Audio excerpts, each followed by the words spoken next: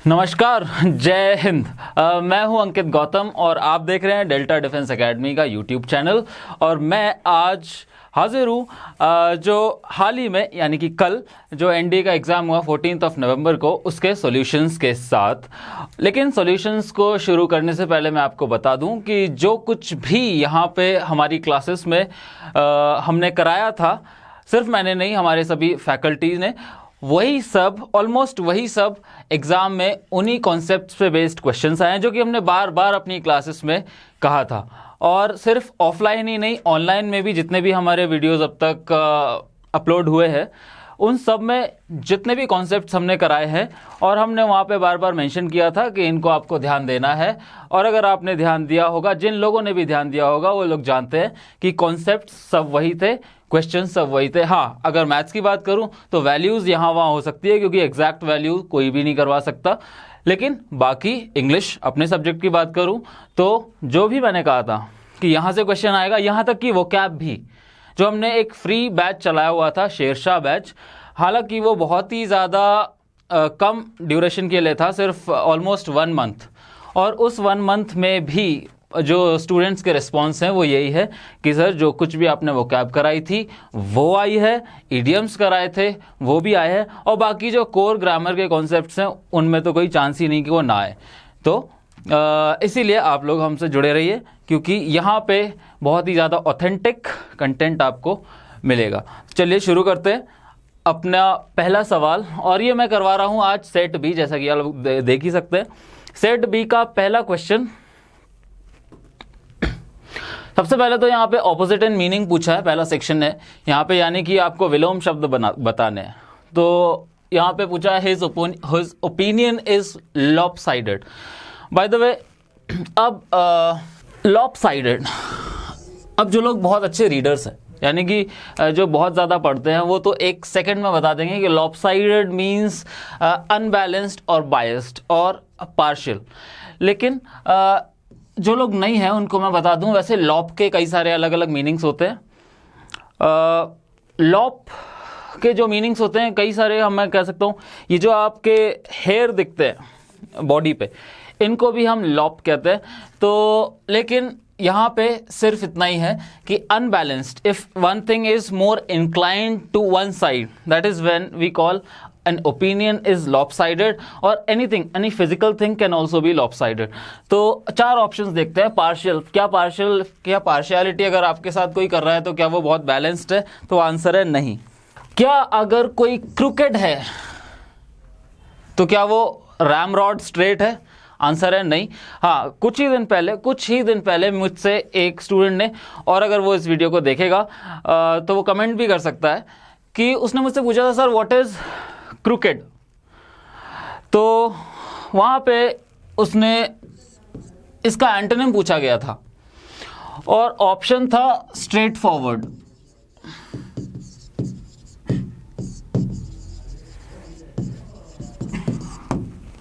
Straight forward, इसका antonym होता है crooked. Crooked means distorted, डीफेस्ड।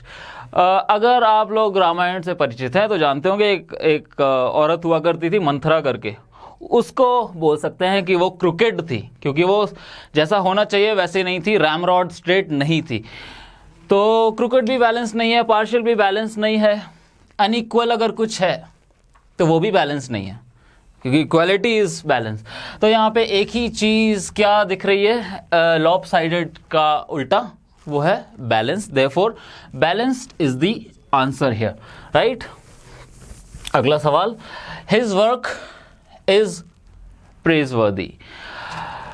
Praiseworthy, by the way, this is a compound word, praise and worthy। Praise means प्रशंसा, and worthy means अगर लायक। इसका Hindi word मुझे आ नहीं रहा है इसलिए ये बता रहा हूं। तो लायक जो हो, प्रशंसा के लायक, वो है praiseworthy। That means somebody who is worthy of being praised is praiseworthy। अब क्या admirable, अगर आप कोई admirable है या आप किसी को admire करते हो तो क्या आप उसकी तारीफ करते हो? हाँ, मैंने कई बार अपनी क्लासेस में बार बार बताया है कि what is the difference between admiration and praising. Admiration is when you praise somebody with in yourself, you don't express it. मन ही मन किसी की प्रशंसा करना इज एडमिरेशन. बट अगर आप किसी की व्यक्त तौर पे प्रशंसा करते हैं तो दैट इज तारीफ और प्रशंसा.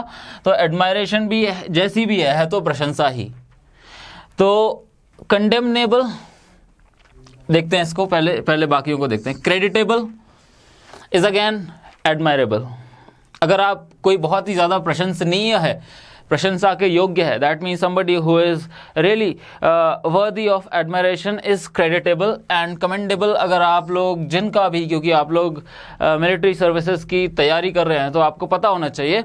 अब मुझे तो इसलिए पता है क्योंकि मैं कुछ ज़्यादा ही गहराई से जुड़ा हूँ मिलिट्री से. तो यहाँ पे एक राइट पॉकेट पे जहाँ पे एक मेडल लगाते हैं रेड एंड ब्लैक, उसको कमेंडेशन मेडल बोलते हैं, कमेंडेशन कार्ड बोलते हैं.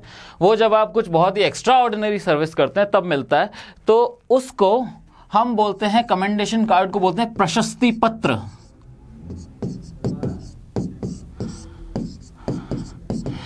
प्रशस्ति रूट वर्ड है प्रश, और प्रश का से ही प्रशंसा बना है. इसका मतलब है जब आप किसी की बहुत ही ज़्यादा तारीफ या प्रशंसा करते हैं.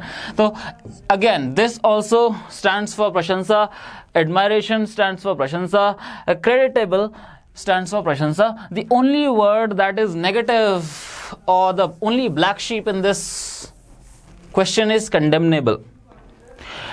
If you condemn somebody, you insult him. Condemn. Commendable nahi, condemn. You condemn somebody, you insult him. You can also condemn somebody to death. जैसे कि एक बहुत ही फेमस नॉवल है द स्कारलेट लेटर ए, तो उसमें एक व्यक्ति को इसी तरह से दे कंडेम हिम टू डेथ. तो इसका भी आपको ऑप्शन पता चल गया. इसका राइट आंसर है कंडेमनेबल बी, राइट.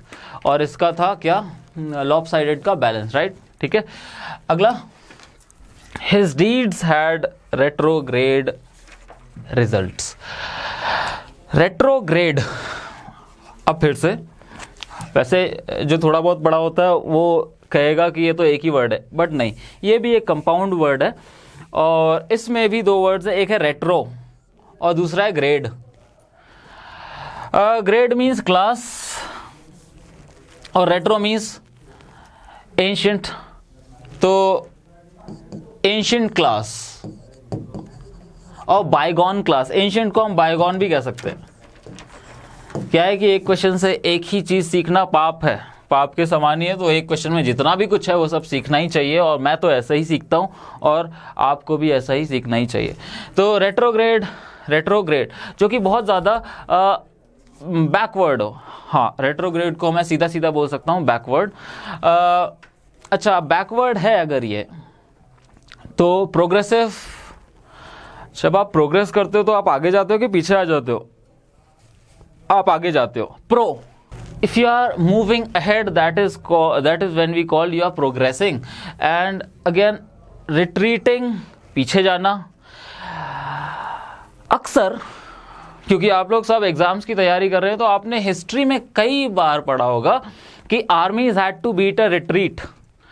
तो इसका मतलब आर्मीज को पीछे आना पड़ता है, दैट मीन्स वो हार जाती है. रिवर्स का मतलब फिर से गियर लगाते हैं पीछे का, रिवर्स का, तो पीछे जा रहे हैं. और नेगेटिव फिर से कुछ ऐसा ही होता है.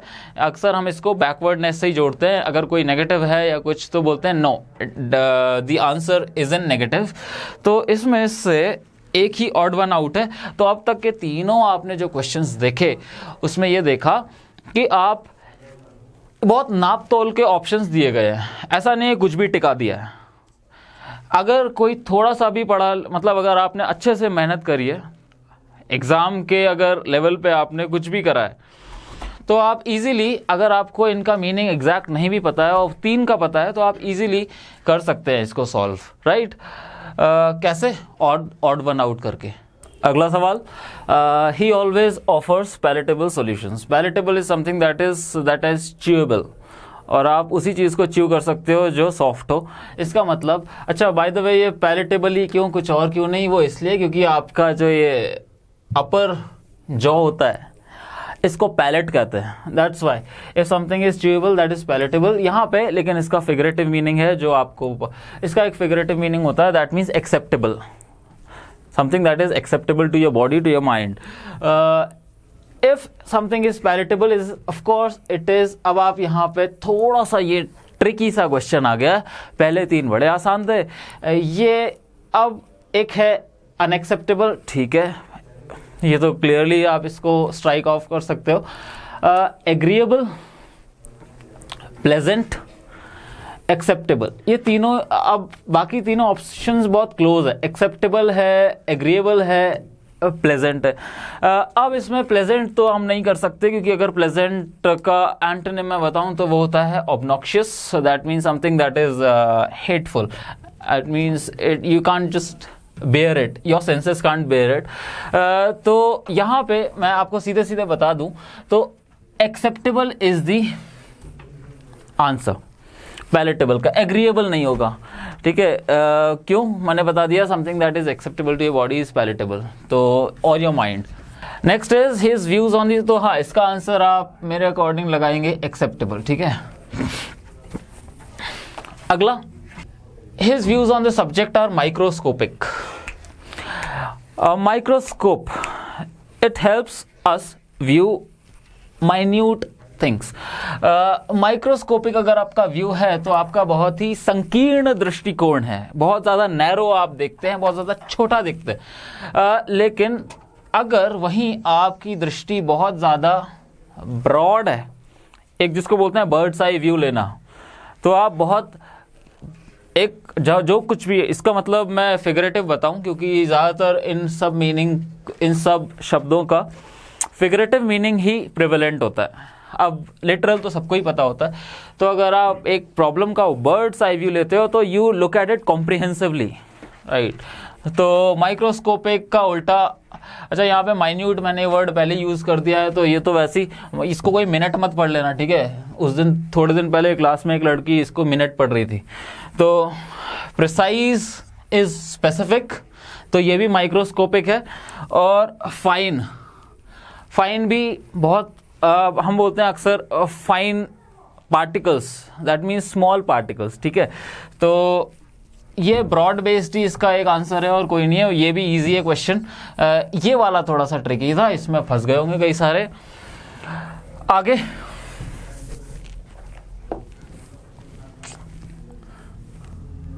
ही इज ऑलवेज ऑब्ड्यूरेट, ये तो इतनी बार शब्द कराया, इतनी बार मैंने बार बार ये शब्द कितनी बार नहीं कराया, वैसे तो ये भी कराया बहुत बार, ठीक है। हाँ, मैं फिर से याद दिला दूं, इसमें से अभी तक कोई ऐसा वर्ड नहीं आया जो मैंने नहीं कहा, अगर आया हो तो कमेंट करके बता देना, ठीक है। एक एक सवाल, एक एक शब्द मैंने बताया था कि इसको बार बार याद रखना, याद रखना, याद रखना। अब कितने लोग याद रख पाए वो उनके ऊपर है। तो he is always obdurate in his behaviour.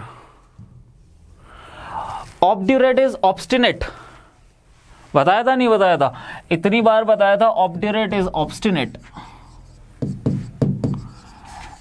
जिद्दी।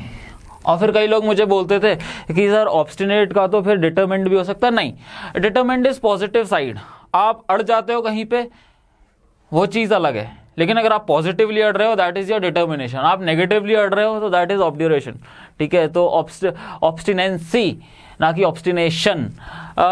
ऑब्ड्यूरेट हो तो क्या आप बहुत ज़्यादा ऑब्नॉक्शियस हो? नहीं, obnoxious is something that is hate वर्दी ना। अनप्लेजेंट, तो क्या जिद में और इसमें नफरत करने योग्य में एक ही चीज़ है? तो आंसर है नहीं। कैलस मैंने इतनी बार कराया है क्लास में, कितनी बार नहीं कराया। कैलस मैंने बार बार बोला है, इनसेंसिटिव इनसेंसिटिव इनसेंसिटिव। कैलस का मैंने यहाँ तक कि आपको मेडिकल डेफिनेशन भी दी थी। मैंने कहा था जब बॉडी में कहीं पे अनकंट्रोल्ड ग्रोथ ऑफ सेल हो जाए तो फिर उसको कैलस बोलते हैं, फिर कैलस टर्न होता है ट्यूमर में, फिर ट्यूमर कैंसर में।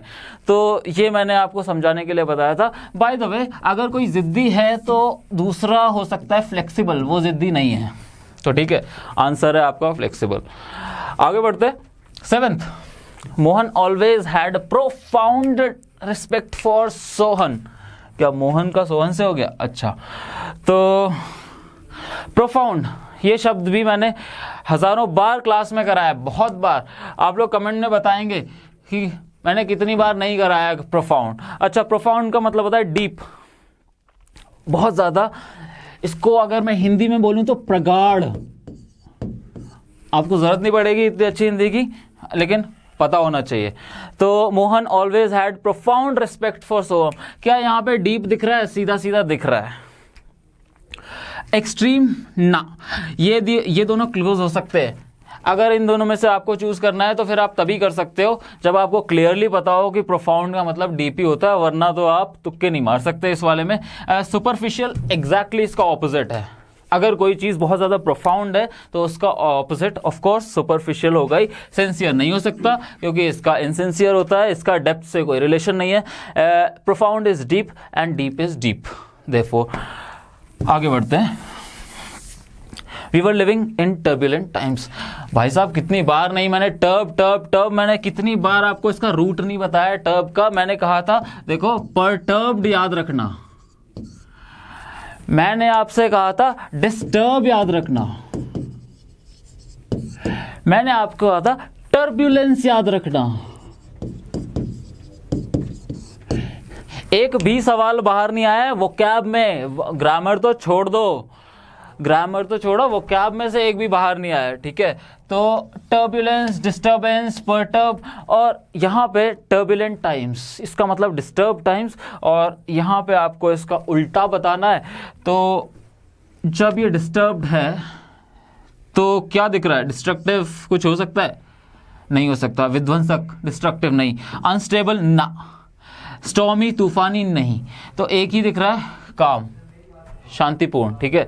तो यही आपका आंसर है। और बाकी आप लोग कमेंट में बताइए, क्योंकि तभी तो पता चलेगा सबको कि मैंने कराया था भाई साहब, एक एक शब्द कराया था। और मैंने बताया भी था जोर दे देगा कि टर्ब याद रखना, इट मीन्स डिस्टर्बेंस। तो ये आ ही गया, सब सारे वो कैब के आपके यहाँ पे नजर आ रहे हैं जो कुछ भी मैंने क्लास में कराया था। Amit is a dogmatic person. तो मैंने क्लास में बताया था कि एक चीज होती है प्रैग्मेटिक और उसका विपरीत होता है dogmatic.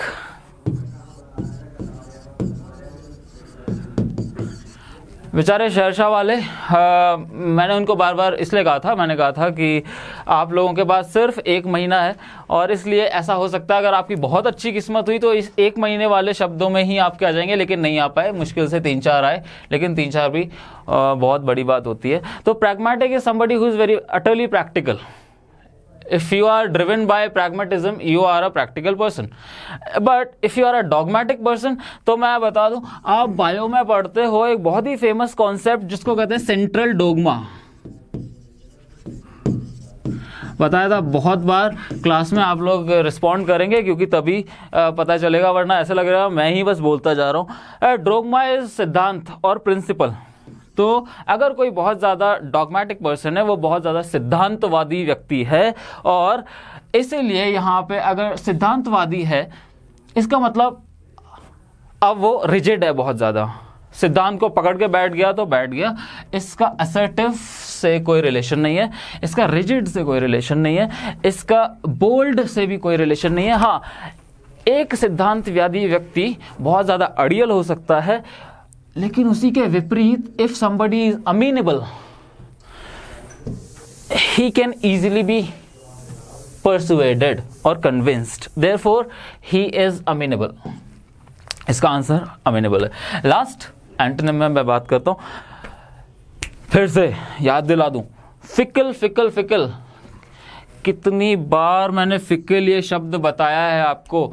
Kindly comment and tell me कि कितनी बार बताया है। Sachin is very fickle in his what, ये क्या हुआ इधर, हिज व्हाट, जो भी है आपको फिकल पूछा है वो। Sachin is very fickle in something. Fickle is somebody who is flimsy, who is inconstant, inconsistent. तो स्टेबल नहीं है वो, इनडिसिसिव है। फिकल अगर कोई है तो इनडिसिसिव है, तो फिर वो स्टेबल तो हो ही नहीं सकता अगर कोई इनडिसिसिव है तो। मर्क्यूरियल, बहुत सही शब्द। अच्छा, मरकरी की खासियत क्या होती है? उड़ जाता है, यानी कि वो जल्दी से तभी उसको कांच में रखते हैं। तो मर्क्यूरियल मीन्स एक तरीके से मैं बोल सकता हूँ वोलेटाइल, ठीक है। तो volatile person is somebody who is fickle, जरा सा उसको बत्ती दे दो तो फूक जाता है। ऐसे ही फिकल कहते हैं। वैक्सिलेटिंग भी सेम चीज़ होती है। तो यहाँ पे आपको जो इसमें ये थोड़ा सा टफ था, क्योंकि अगर आपको कैप्रिशियस नहीं पता है, आपको वैक्सिलेटिंग नहीं पता है, तो आप नहीं कर पाओगे इसको। तो जो लोग नहीं कर पाए निराश मत होना कि ये क्या हो गया। तो ये थोड़ा सा अच्छा सा क्वेश्चन था। By the way capricious is the answer. Fickle क्या बोल रहा हूँ यार, ये तो इसका सिनोनिम हो गया। तो fickle is capricious, it is mercurial, it is vacillating, it is not stable. तो इसका फिकल का एंटोनिम की बात कर रहे हैं, सिनोनिम की नहीं। तो stable is the answer, not capricious. Capricious का मतलब ही होता है फिकल, कि अगर कोई बहुत ज्यादा कैप्रिशियस है, he is unstable, he is indecisive, उसका कैरेक्टरलेसनेस शो करता है वो। तो अगले सेक्शन पे आते हैं। ये था आपका एंटोनिम्स। सिनोनिम्स पे आते हैं। बहुत सही क्वेश्चंस आए थे, ये मैंने कभी डिस्कस नहीं करा क्लास में। 11th वाला, he is essentially a low bro person.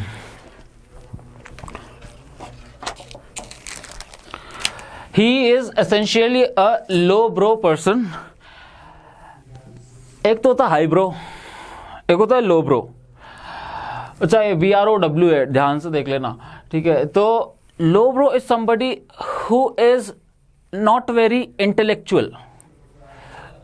लेकिन लो ब्रो का एक मीनिंग बहुत ज्यादा पॉपुलर भी होता है।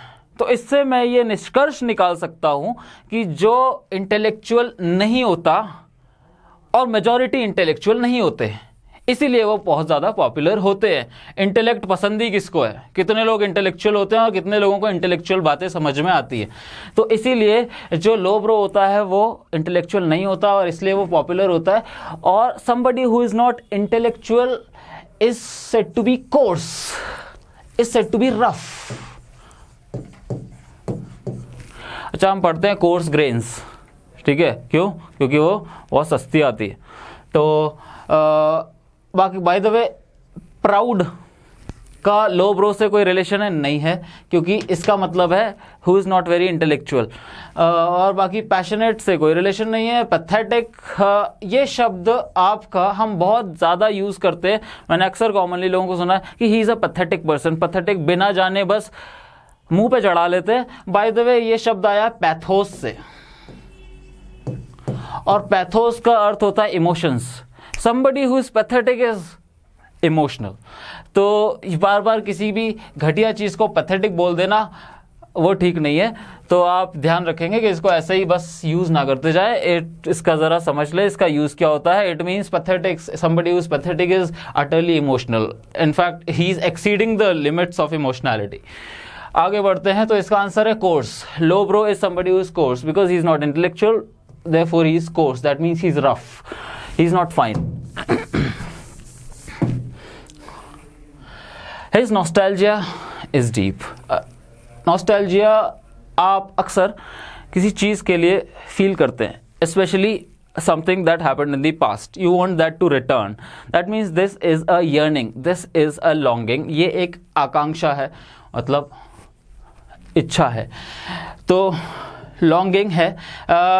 ये अगर आप ध्यान से देख पा रहे हो तो ये ING में एंड हो रहा है ये शब्द longing। तो क्या longed longing बोल सकता हूँ? हाँ बोल सकता हूँ। तो क्या जब ये नाउन है तो क्या मैं इसको जिरंड बोल सकता हूँ? बोल सकता हूँ, ठीक है। तो मैं बेसिकली आंसर इसका ये है। हैप्पीनेस नहीं है, एबिलिटी नहीं है, एक्साइटमेंट भी नहीं है। इसमें ज़्यादा एक्सप्लेनेशंस नहीं दूंगा और आगे बढ़ता हूँ। His truancy is detrimental. इसको मैंने आज तक कभी ज़िंदगी में डिस्कस नहीं किया, ना इस वाले बैच में, ना पिछले दो और जितने भी बैचेस पढ़ाए हैं उनमें। His truancy is detrimental. By the way detrimental is destructive, लेकिन truancy means absenteeism। क्या है कि कुछ लोगों ने इस truancy में ट्रू पकड़ लिया और सोचा कि कुछ तो इसका मतलब ऑनेस्टी से कुछ संबंध है, और उन्होंने जानबूझ के इस तरह के ऑप्शंस भी डाले कि आप इस ट्रैप में फंस जाओ, तो आप फंस गए। तो इसमें आपका आंसर है एब्सेंटिज्म। आगे बढ़ते हैं। ही इज़ अ मेलेफिसेंट पर्सन, ये मैंने कराया था of course. Maleficent is somebody who is criminal, who is having bad intentions. तो आपका इसमें क्रिमिनल सीधा सीधा आंसर है। हाँ, मैं याद रखूँ ये अपने दिमाग में कि मैं सिनोनिम्स करा रहा हूँ, ठीक है, पता चले एंटोनिम्स के आंसर्स में मार्क कर रहा हूँ। तो आप यहाँ देख पा रहे हैं कि maleficent is criminal, no not cunning, not generous, not friendly, nothing. Generous is somebody who is very उदार, ठीक है। कनिंग इज बहुत ज़्यादा फॉक्सी, बहुत ज़्यादा चालाक, बहुत ज़्यादा sly. Next is friendly, no, hostile. तो इसका एक ही आंसर है क्रिमिनल, ठीक है, और कुछ आंसर नहीं। Next is 15th, his solemnity is celebrated. Solemnity का मैंने बहुत ही बार बताया, बहुत ज़्यादा बार बताया है। इसका मतलब होता है डिग्निटी। सॉलम का मैंने बहुत सारे सिनोनिम्स बताए थे बार बार क्लास में। मैंने बताया था grave, it is serious, it is sanctified, it is pure, it is sacred. क्या क्या नहीं बताया और वो आ गया। His solemnity is celebrated. Solemnity का ग्रीड होता है क्या? ना। क्या डिजायर होता है? ना। Trust? No. The answer is dignity. आगे बढ़ते हैं। His bounty is limitless. Bounty, अच्छा, अगर आप लोग अच्छे से फॉलो करते हो, कुछ नहीं सिर्फ न्यूज़ ही या कुछ भी, आप अगर थोड़ा भी पढ़ने लिखने का शौक रखते हो तो आपको पता होगा कि बाउंटी बोलते हैं जब किसी के सर पे इनाम रख दिया जाता है, ठीक है। लेकिन बाउंटी का क्या सिर्फ वही मीनिंग होता है? आंसर है नहीं। अगर किसी की, फॉर एग्जांपल बोलते हैं ना हम कि भगवान ने मेरी झोली में पता नहीं क्या क्या डाला, दैट झोली इज़ बाउंटी। तो बिनोवलेंस, दया है यहाँ पे। बिनोवलेंस इज काइंडनेस और बाउंटी इज ऑल्सो काइंडनेस, ठीक है। तो आप ये याद रखेंगे कि बिनोवलेंस इज बाउंटी। गैलेंट्री ना। Nepotism is something when you are supporting your kith and kin in anything that you are doing. तो आप अगर अपने, फॉर एग्जांपल जॉब में अगर आप अच्छी पोस्ट पे हैं और आप अपने रिश्तेदारों को ही उस कंपनी में या जहाँ भी आप हैं वहाँ पे आप उनको नौकरी दिए जा रहे हैं, तो you are practising what is called as nepotism. तो भाई भतीजावाद बोलते हैं बाय द वे इसको, ठीक है। शिवलरी is very, it is held in high regard. शिवलरी is a quality, it is an OLQ शिवलरी। ऐसे OLQ में तो नहीं है 15 में, लेकिन हाँ एक ऑफिसर से ये वो आकांक्षा रखी जाती है ऐसी कि वो शिवलरस होगा। दैट मीन्स वो बहुत ही ज़्यादा वुमेन को रिस्पेक्ट देगा और उनके लिए डोर ओपन करेगा। तो इसी को बोलते हैं शिवलरी। ये बहुत ज़्यादा, ये विक्टोरियन टाइम्स से चला आ रहा है, ठीक है, शिवलरी का ट्रेडिशन कि आप अगर जा रहे हैं तो हमेशा ladies first. The Holocaust was experienced, bye the वे ये तो आप सबने पढ़ा ही होगा और मैंने भी क्लास में बहुत बार कराया है। होलोकॉस्ट किस लिए फेमस होता है? हिटलर के नाम से। उसने ज्यूज़ के साथ होलोकॉस्ट कर दिया था और इसका मतलब होता है डिस्ट्रक्शन। होलोकॉस्ट का मैंने एक क्लास में जो है सिनोनिम बताया था, दैट इज एक्सटर्मिनेशन। और मैंने एक और बताया था, मैंने कहा था कार्नेज, और मैंने कार्नेज से रिलेटेड तो क्या क्या नहीं बताया था रूट वर्ड्स में जा जाके, कार्नेज। और फिर मैंने और भी चीजें बताई थी, फॉर एग्जाम्पल मैसेकर, ये सब मैं बता चुका हूँ, ठीक है। तो कुछ नया नहीं है ये, बस नई वो जो दो चीजें मैंने बताई थी, एक ट्रुएंसी और दैट इज लो ब्रो, और कुछ भी नया नहीं है। आगे his aversion is known to all. Aversion is, मैं अगर ऑप्शंस में देखें इसका मतलब होता है against. If you are averse to something you are against it. Aversion is, क्या हम्बलनेस हो सकता है? नहीं। Humbleness means when you are down to earth. Humility, kindness बोल सकता हूं मैं इसको? नहीं। हम सिनोनिम्स देख रहे हैं by the way. Hospitality is friendliness, no. Hostility is enmity and this is yes. If you are averse, you are against, and somebody who is hostile is also against. Therefore, this is the answer. Next is to be able to decipher something. ये तो मैं बहुत बार करा चुका हूँ। मतलब अब बार बार मैं इसलिए बोल रहा हूँ ताकि आपके दिमाग में छप जाए कि जो भी मैंने कराया वही सब आया है, कुछ भी बाहर से आया नहीं है। आया हो तो बता देना कमेंट में। To be able to decipher something is wonderful. Decipher is decode. If you are able to decipher something. By the way, यहाँ पे फर एक वो है रूट, अभी नहीं बता रहा हूँ, क्लास में बता चुका हूँ.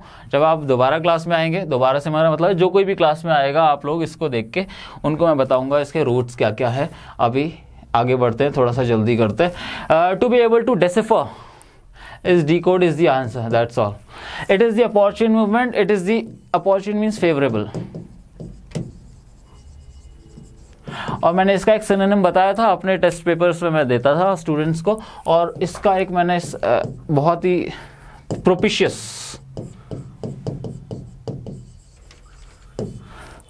It is a propitious moment. तो अपॉर्चुन इज क्या आपको दिख रहा है? फेवरेबल दिख रहा है कुछ? हाँ दिख रहा है. अनसूटेबल है क्या? नहीं, सूटेबल होगा इनफैक्ट, तो अनसूटेबल नहीं हो सकता. डिफिकल्ट ना, ऑनरी नहीं. Appropriate is the right answer. आगे बढ़ते हैं. तो ये हो गए आपके सिनोनिम एंटोनिम खत्म. अब 30 सवाल और बचे और देखते. हाँ, favourite, spotting the errors. Nursery classes for the children starts on April every year. पहला ही सवाल सब्जेक्ट वर्ब एग्रीमेंट से. व्हाट, अच्छा मैंने आपको कहा था आप हमेशा वर्ब को स्पॉट करेंगे सबसे पहले, सिर्फ एरर्स में नहीं, कहीं पे भी आपको कुछ पूछना. यहाँ तो आए नहीं, CDS में आए हैं मस्त वाले क्वेश्चंस, जहाँ पे आपको पार्ट्स ऑफ स्पीच पूछनी थी, और वो बार बार उसने जानबूझ के सारे ऑप्शंस में उसने इंटेंसिफायर डाल के रखा था. तो starts, what starts? Classes starts.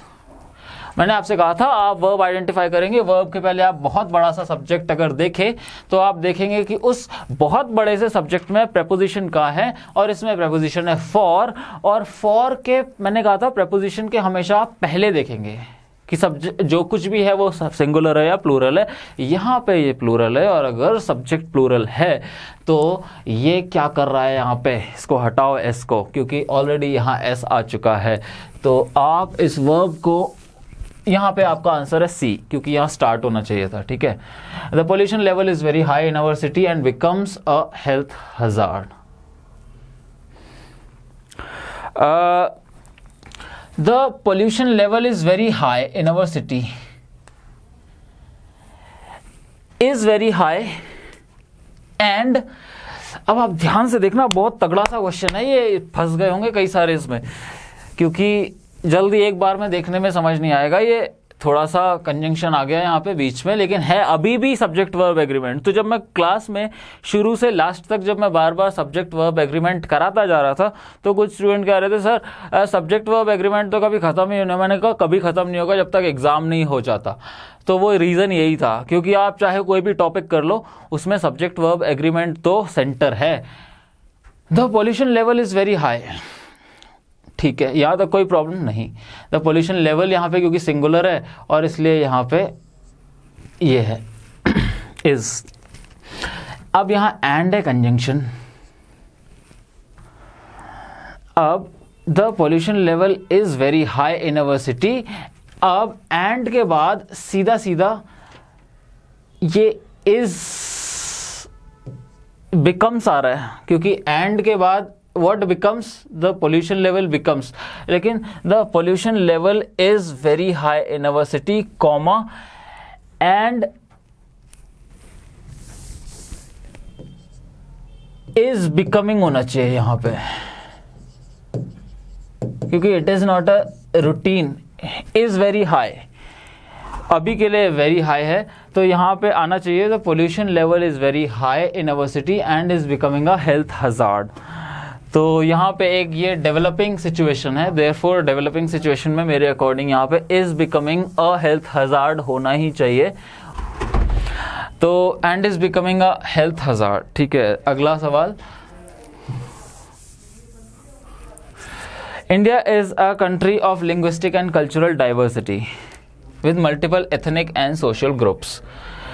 India is a country of linguistic and cultural diversity. अच्छा, यहाँ देखते हैं what is India is a country of what? Linguistic and cultural diversity.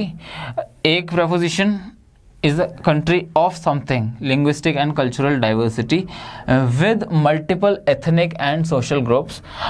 यहाँ पे इस सेंटेंस में कोई भी प्रॉब्लम नहीं है. This is error free, so no error. Why does the lapse rate affect? ये इतनी बार मैंने सवाल करा है और इतना स्ट्रेस देता था मैं बार बार इस पे. Why does the lapse rate affect the tendency of air to rise? By the way, यहाँ पे what you need is a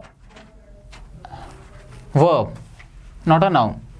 यहाँ इन लोगों ने टेक दिया है क्या, ये नाउन है. यहाँ पे नाउन नहीं चाहिए था, यहाँ पे चाहिए था अपने को. तो आंसर ये है, यहाँ पे अफेक्ट चाहिए था. Affect is a verb. What does the lapse rate? Does helping verb आ चुका है, और अगर हेल्पिंग वर्ब आ गया है तो वर्ब चाहिए. नाउन क्या कर रहा है, अकेला हेल्पिंग वर्ब सस्टेन नहीं करता. तो इसलिए B is the answer. The thorax, this part, this chest part is called, up to your solar plexus is called thoracic region. तो thorax is the upper part. यहाँ तक देखते हैं, thorax is the upper part, no problem so far, of your body. Of shows possession, ठीक है, body का. ठीक है, तो जब हम करते हैं नॉन लिविंग थिंग्स का पोजेशन शो, तो वो करते हैं ऑफ से, और इसलिए यहाँ पे ऑफ है. ठीक है, no problem so far. Of your body from the neck, origin, from, origin show कर रहा है.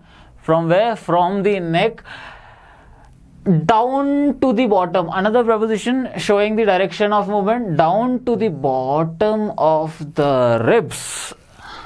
Down to the bottom of the ribs, conjunction and diaphragm. Down to the bottom of the ribs and to the diaphragm.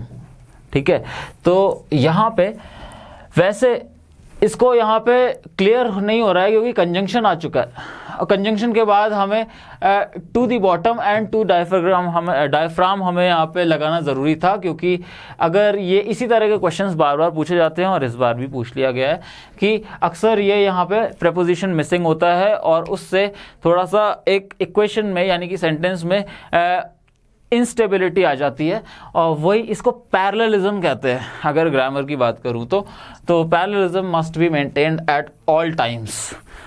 तो यहाँ पे आपका C is the answer, and to the diaphragm. ठीक है, तो एंड डायफ्राम नहीं, ऐसा लग रहा है डायफ्राम कुछ और ही है, तो नहीं. आगे, the practical uses of astrology. फिर से, have seldom. The practical uses of astrology. क्या मैं एस्ट्रोलॉजी की बात कर रहा हूँ यहाँ पे? तो आंसर है नहीं.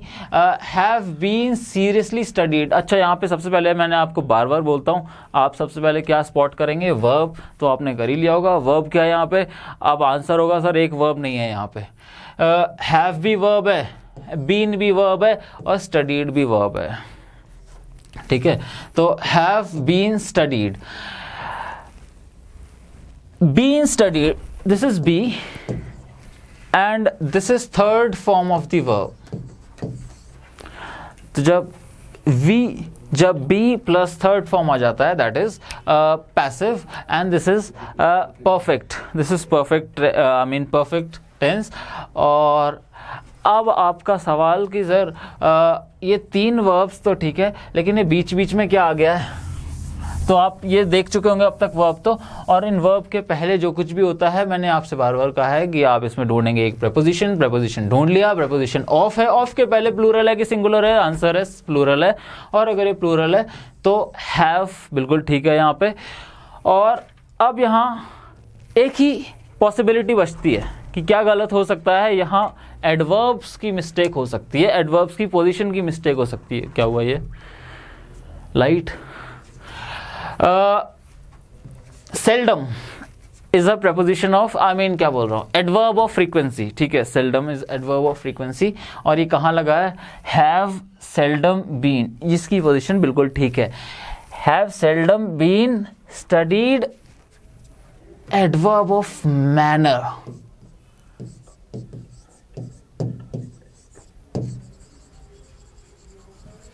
ठीक है, have seldom been seriously studied seriously outside India.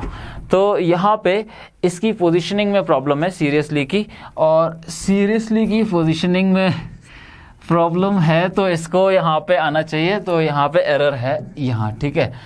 तो अगला सवाल, तो यहाँ पे एरर आप कहाँ मार्क करेंगे? बी में।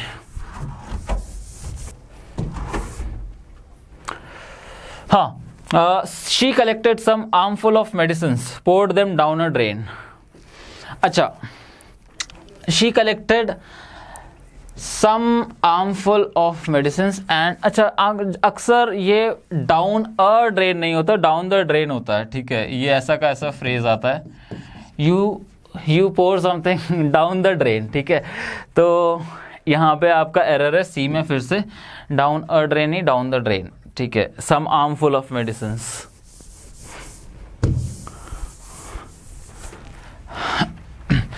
Next is in many countries the united nations, and आना चाहिए और नहीं,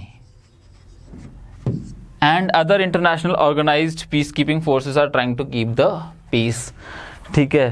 और आगे बढ़ते हैं। हाँ, तो अगला सवाल इज 29, अर्ली सिटीज रिलाइड। अब यहाँ पे पहली प्रॉब्लम आ रही है, अर्ली सिटीज की बात कर रहे हैं, तो यहाँ पे अर्ली सिटीज, जब मैं पास्ट की सिटीज की बात कर रहा हूँ तो यहाँ प्रेजेंट टेंस क्या कर रहा है, यहाँ पे भी पास्ट टेंस चाहिए अपने को। तो अर्ली सिटीज रिलाइड होना चाहिए, क्योंकि मैं बात कर रहा हूँ पुरानी सिटीज की, तो रिलाई नहीं होना चाहिए। मैं बहुत ईजी था ये, अगर आप लोगों ने सीरियसली स्टडी करा है तो। Climate change, comma, whether it is natural or human induced, ये एक एडजेक्टाइवल फ्रेज आ गया है, ठीक है। क्लाइमेट चेंज को डिनोट कर रहा है। Climate change whether it is natural or human induced is stressful to the people, not कि for the people। something is stressful to you, not for you, तो ठीक है, is stressful to the people। तो यहाँ पे error कहाँ है? सी में है, फिर से ज़्यादातर सी ही शो कर रहे हैं, पता नहीं क्यों। अब आ जाते हैं इडियम्स एंड फ्रेजेस पे। Once over, once over it means to do something quickly. तो यहाँ पे आपका पहला ही ऑप्शन है, क्विकली आप करते हो तो यह once over. A bag of bones, if you are a bag of bones, that means bones are packed, they are just huddled up inside your skin। अगर आपके अंदर मसल्स नहीं है, फैट नहीं है, सिर्फ हड्डियां हैं आपकी चमड़ी के अंदर, स्किन के अंदर, तो वो सिर्फ और सिर्फ आप, you are a bag of bones, ठीक है। तो यहाँ पे एक्सट्रीमली थिन पर्सन होगा, जो भी अगर बैग ऑफ बोन्स है तो वो एक्सट्रीमली थिन पर्सन है। अगला देखते हैं, muddy the water. Muddy the water is to make the situation complicated. अच्छा, if you muddy the water और if you stir up the water, तो you are just complicating the situation. हम ecology में पढ़ते हैं बार बार, अगर वाटर हो जाता है टर्बिड, तो वो हो जाता है बहुत ज़्यादा कॉम्प्लिकेटेड, कुछ भी देखना उसमें, उस पानी में देखना मुश्किल हो जाता है, और उसी को हम बोलते हैं कॉम्प्लिकेटेड, जब आप ठीक से देख ना पाओ तो, ठीक है। To level with somebody is to be honest, ठीक है। It is not to take revenge, it is to be honest. तो इसका आंसर यह है, show your hand is about to tell people about your plans, you just show them your hands कि this is what I have got. तो to tell people. अगला देखते हैं, to pull up, to check oneself. इसका answer है to pull somebody up, और to pull up yourself is to check oneself. अगर आप किसी को रोकते टोकते हो, डांट देते हो, तो that is to check oneself. इसमें be out of action is to become dysfunctional, आप कोई कार्यरत नहीं हो, that means you are not functioning, you are not in the game, you are out of the game। learning from the school of hard knocks, तो ये तो बहुत मेरे ख्याल से इजी होना चाहिए था। Difficult experiences is what hard knocks is all about, और are all about. Raise some hackles, raise some hackles. By the way मैंने शुरू में आपको लॉब का मीनिंग बता दिया था, हैकल्स आई मीन जो आपके ये हेयर होते हैं on your body, but that actually is your hackles. Hackles को बोलते हैं ये जो आपके बॉडी पे रुएं होते हैं, रुएं ही बोलते हैं ना, तो रुएं को हैकल्स बोलते हैं। और अगर आप देखते हो कि बिल्ली कभी डर जाती है या शेर कभी वैसे शेर डरता है, ऑफ कोर्स डरता है, ऐसा नहीं है कि डर नहीं लगता, तो उसके सारे बाल खड़े हो जाते हैं। दैट मीन्स तो if you raise some hackles तो यू अनॉय समबडी, ठीक है, तो आप उसको इरिटेट कर देते हो। जैसे बिल्ली जब इरिटेट हो जाती है तो सारे बाल खड़े हो जाते हैं उसके। A man of letters is a scholar in literature, ठीक है, a man of letters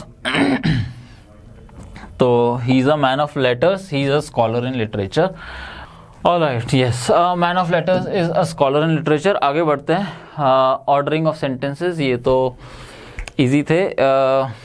the Gupta empire in India is, the Gupta empire in India is symbolic of peace and prosperity. तो क्यू पी आ गया यहाँ पे, ये तो हम सीक्वेंस बता पा रहे हैं क्योंकि यहाँ से तो शुरू होगा नहीं, एंड से भी शुरू नहीं होगा।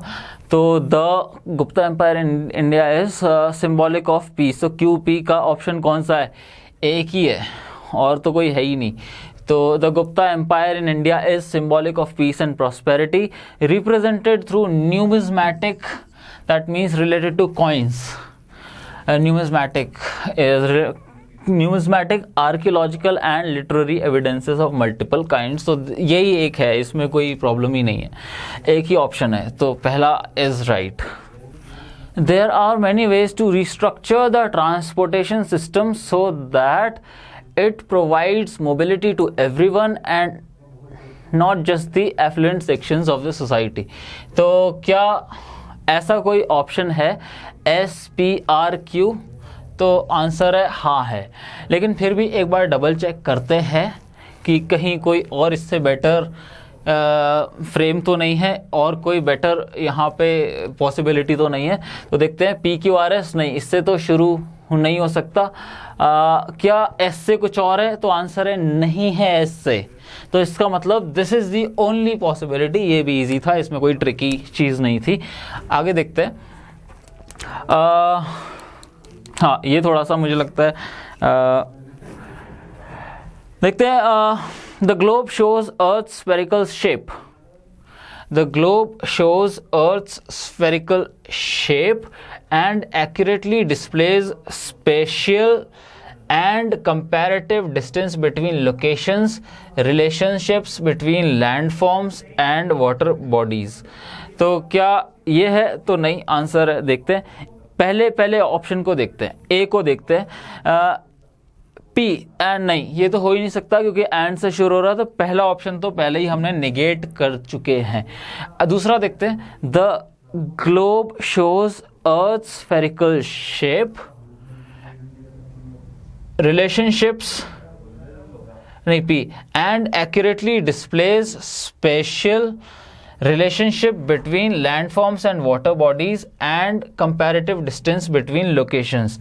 तो हाँ, ये है, और आर से कहीं पे भी कोई शुरू नहीं हो रहा है, तो ये भी इजी है। इसमें एक ही आंसर है, B is the answer, RPQS logical. आगे देखते हैं। तो फिर से ऑप्शंस को सबसे पहले देखेंगे, और ये जितने भी सवाल होते हैं PQRS के, ये ऑप्शंस से ही हमें करने चाहिए। और अब तक आप 3 में देख चुके हैं कि ऑप्शन सिर्फ एक ही था जो कि लॉजिकली करेक्ट था, तो इजी थे। इसमें देखते पहला ऑप्शन है PRQS, the function of the capillaries. हाँ, ठीक है, हम बात कर रहे हैं सीधा एक असर्शन शुरू कर रहे हैं, एक स्टेटमेंट शुरू कर रहे हैं। The function of the capillaries is to take nutrients, oxygen and other materials to all the cells in the body and to take away their waste material। तो इसमें तो देखने की ज़रूरत है ही नहीं क्योंकि एक ही पॉसिबिलिटी है और वो क्लियरली दिखाई दे रही है, और ये बाकी तीनों निगेट कर देते हैं एक ही बार में, कोई ज़रूरत नहीं है बाकियों को टेस्ट करने की। This is the answer. ये ऑप्शंस PRQS लाइक माइन ना, नॉट अ पॉसिबिलिटी, क्योंकि लाइक माइन से कैसे शुरू हो सकता है कुछ भी। यहाँ पे RPQS a 10 year like mine even to someone, no, not a possibility. SPQR देखते हैं, her singing sounded pretty melodious like mine even to someone with 10 year, no, not a possibility. Last वाला ऑप्शन देखते हैं, QRPS even to someone with a 10 year like mine, her singing sounded pretty melodious. This is the answer. और यहाँ पे हम बीच में लगाएंगे comma, even to someone with a 10 year like mine, comma, her singing sounded pretty melodious. And next is अगला, फिर से options देखते हैं।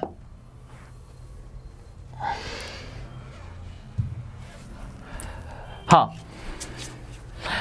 द गवर्नमेंट ऑफ इंडिया, जब भी ऐसा कुछ हो कि आर्टिकल्स डेफिनेट आर्टिकल या इनडेफिनेट आर्टिकल से शुरू हो रहा है कोई भी पार्ट ऑफ द सेंटेंस या कोई भी फ्रेज, तो हमेशा उसी पे सबसे पहले हिट करना चाहिए। The government of India, okay, क्या क्यू से कोई शुरू हो रहा है? पॉसिबिलिटी, हाँ, 2 पॉसिबिलिटीज हैं, तो ये थोड़ा सा फिर ट्रिकी हो गया। अगर एक होती तो आंख बंद करके लगा सकते थे। QR, the government of India under the British was pro capitalist, okay.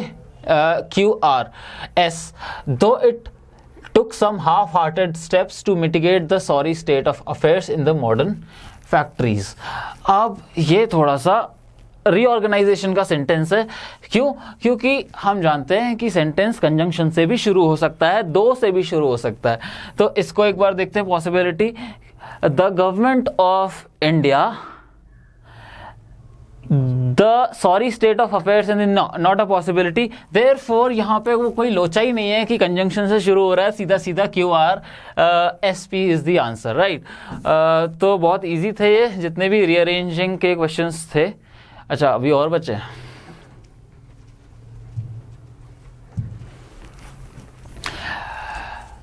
A major characteristics, फिर से indefinite article, a major characteristic of British rule in India, R से शुरू हो रहा है, हाँ हो रहा है, ये हो रहा है आर से शुरू, तो फिर भी एक बार चेक कर लेते हैं। A major characteristic of British rule in India and the net result of British economic policies was the prevalence of extreme poverty among the people, this is the answer.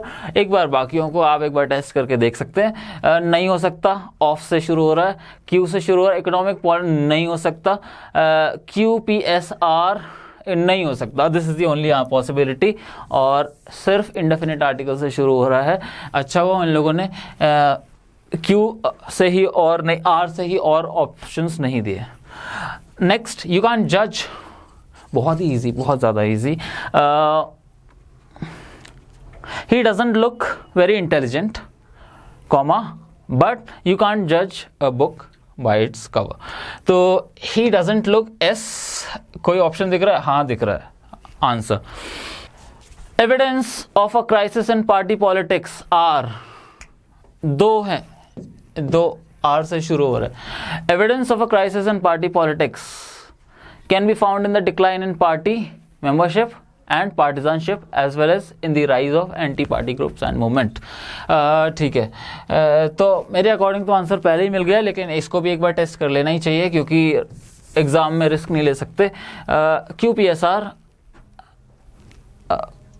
RQPS, RS हो सकता है क्या? तो evidence of a crisis in party politics, no, not a possibility, therefore एक ही answer है, RQPS की evidence of a crisis in party politics can be found. Last,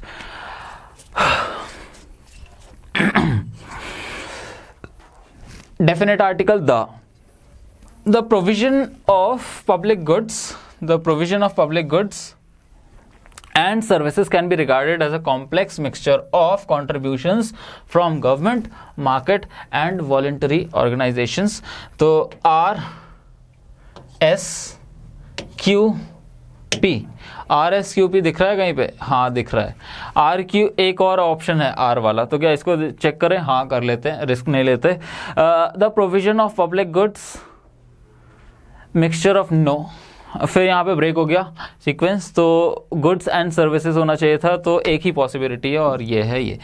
तो ये पेपर काफ़ी इजी था, और इजी इसलिए था क्योंकि हम लोगों ने क्लास में सब कुछ ऑलरेडी डिस्कस कर चुके थे, और इतने डिटेल में काफ़ी ज़्यादा मैं अपनी क्लासेस में पैराग्राफ्स भी कराता हूँ, यहाँ तक कि स्टोरीज़ के सीक्वेंसेस भी कराता हूँ कई बार। तो वो इसीलिए बस मेरा मोटिव यही होता है कि इस तरह के PQRS के जो क्वेश्चंस हैं वो तभी आप कर पाएंगे जब आपकी रीडिंग अच्छी होगी, और इसलिए मैं प्रोज भी कराता हूँ, पोइट्री भी कराता हूँ।